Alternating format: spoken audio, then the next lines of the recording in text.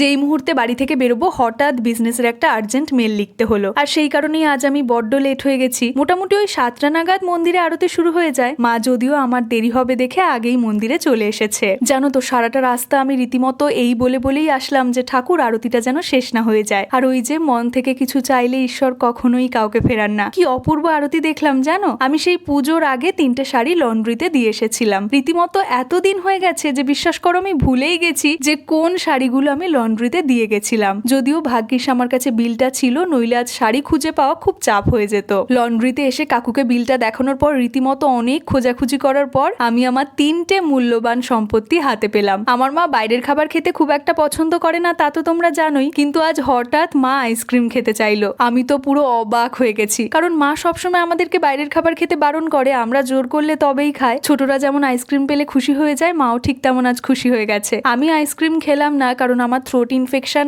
এখনো পুরোপুরি কিওর হয়নি। আজকাল আমি অ্যাটলিস্ট দিনে একটা হলেও যে কোনো সিজনাল ফল খাওয়ার চেষ্টা করছি, কারণ সব খাবারে এত ভেজাল, তাই ফলটা খেলে একটু হলেও শরীরটা ভালো থাকবে। চলো মা আর আমি ফল কিনে বাড়ি ফিরি। দেখা হচ্ছে তোমাদের সঙ্গে পরের ভ্লগে। বাই।